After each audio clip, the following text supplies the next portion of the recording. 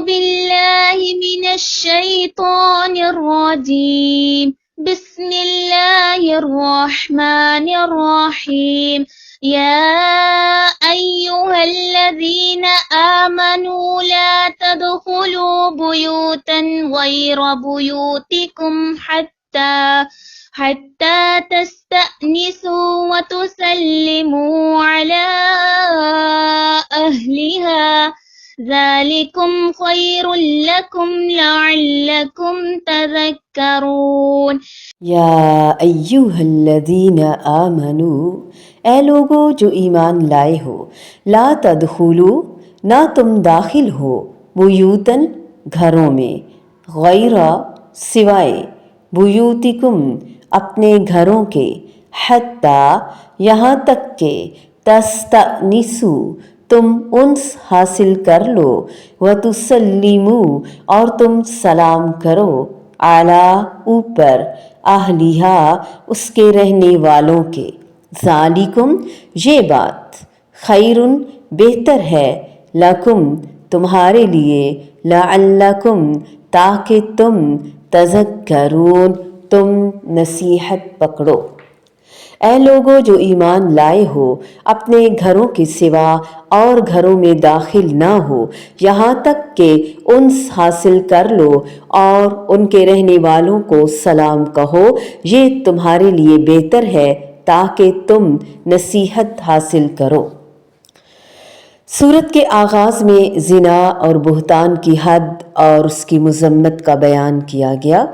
اب ان احکامات کا ذکر ہے جن سے مردوں اور عورتوں کے ایسے میل جول میل ملاپ کی روک تھام ہوتی ہے جو زنا اور بہتان کا سبب بنتا ہے۔ ان احکامات میں گھروں میں داخلے کی اجازت، نظر کی حفاظت، پردے اور نکاح کی تاکید کا حکم ہے۔ آداب سکھائے گئے ہیں رہن سہن کے، میل ملاپ کے۔ غیر بیوتکم، صرف اپنے گھروں میں داخلے کے لیے اجازت کی ضرورت نہیں جہاں آدمی اکیلا رہتا ہو یا بیوی کے ساتھ رہتا ہو، اگرچہ افضل یہی ہے کہ وہاں بھی داخلے سے پہلے کسی طرح گھر والوں کو اپنی آمد سے آگاہ کر دیا جائے۔ ممکن ہے کہ وہ ایسی حالت میں ہوں جس میں خاوند کا دیکھنا انہیں پسند نہ ہو۔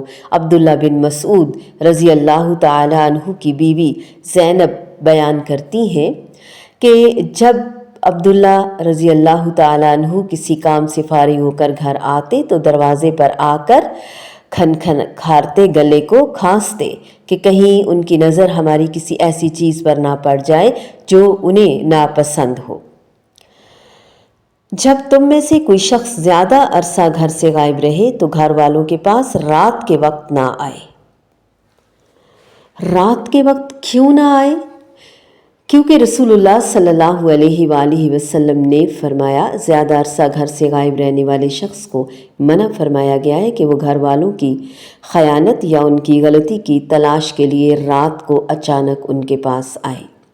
حتی تستأنسوا، یہاں تک کہ تم انس حاصل کر لو، اس لیے اس میں نہ صرف اجازت حاصل کرنے کا مفہوم شامل ہے بلکہ یہ مفہوم بھی شامل ہے کہ تم معلوم کر لو کہ گھر میں کوئی ہے بھی یا نہیں، اور ہے تو اسے تمہارا آنا کہیں ناگوار تو نہیں۔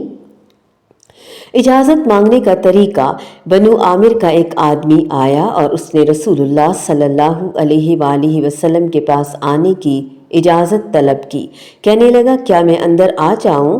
نبی کریم صلی اللہ علیہ وآلہ وسلم نے اپنے خادم سے کہا کہ اس کے پاس جاؤ اور اسے اجازت مانگنے کا طریقہ سکھاؤ کہ وہ کہے السلام علیکم ادخل، کیا میں اندر آ سکتا ہوں؟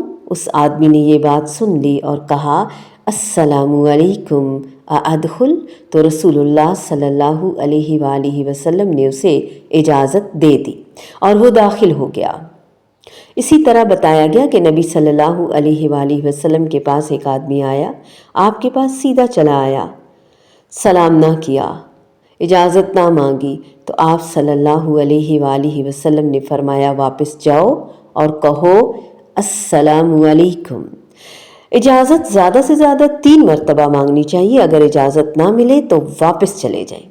دروازہ کھٹکھٹانے یا سلام کہنے پر اگر گھر والے پوچھیں کون ہے تو اپنا نام بتائیں۔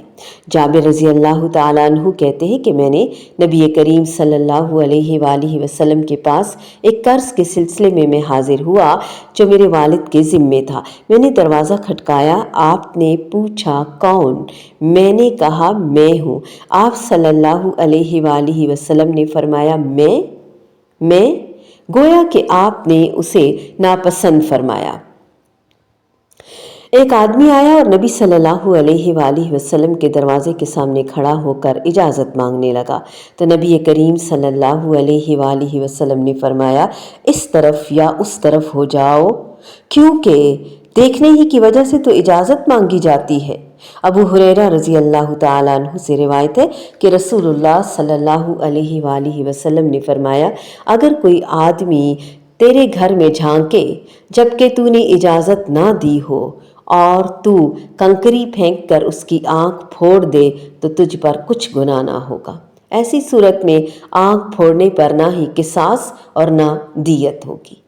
ذالکم خیر لکم، ان آداب میں دونوں طرف کا فائدہ ہے، اجازت مانگنے والے کا بھی اور گھر والوں کا بھی، لعلکم تذکرون، تاکہ تم نصیحت حاصل کرو۔ جس طرح تمہیں دوسروں کا بلا اجازت آ گھسنا برا محسوس ہوتا ہے، بالکل اسی طرح دوسروں کو تمہارا بلا اجازت اندر آنا بھی برا محسوس ہوتا ہے۔ افسوس کہ مسلمانوں نے اجازت مانگنے کے حکم پر عمل کرنا آج چھوڑ دیا ہے۔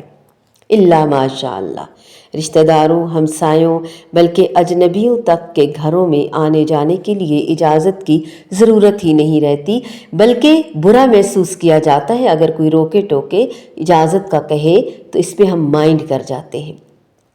بے پردگی اور بے لباسی سے بدتر، یعنی ایسے کھلم کھلا آنا جانا، یہ تمام باتیں منع ہیں، جس سے مسلم معاشرے میں بے حیائی کا سیلاب آ رہا ہے، جس کے نتیجے میں بدکاری، بدگمانی، تہمت تراشی، رقابت، قتل و غارت گری اور دیگر کئی ایک برائیاں پھیل رہی ہیں۔ اللہ تعالی ہمیں اپنی حدود اور اپنے احکامات پر عمل کرنے کی توفیق عطا فرمائے۔ اب یہ ہے کہ گھر والوں کی رضا لینے سے آخر مراد کیا ہے؟ گھر کے کسی بھی گھر کے اندر داخل ہونے سے پہلے اجازت مانگنا۔ اسلام سے قبل لوگ ایک دوسرے کے گھروں میں بلا اجازت گھسے چلے آتے تھے۔ ان آیات کے ذریعے اللہ تعالیٰ نے اہل ایمان کو تہذیب سکھائی، اور یہ کہ ہم وہ خوش نصیب ہیں کہ اللہ تعالیٰ زندگی کے تمام معاملات میں خود ہماری تہذیب اور تربیت فرما رہے ہیں۔ اور یہ ہمیں بارہا سکھایا کہ دستک دو، نوک کرو، یہ ایکسکیوز می، یہ غیروں نے ہم سے سیکھا اور ہمیں سکھانا شروع ہو گئے۔ وقفے سے 3 بار دستک دینا یا گھنٹی بجانا، یہ نہیں کہ گھنٹی پہ ہاتھ ہی رکھ لو، یہ نہیں کہ کسی کی پرائیویسی میں مخل ہو جاؤ، یہ بہت ہی بدتمیزی کے درجے میں آتا ہے، اور یہ ادب اور آداب ہے۔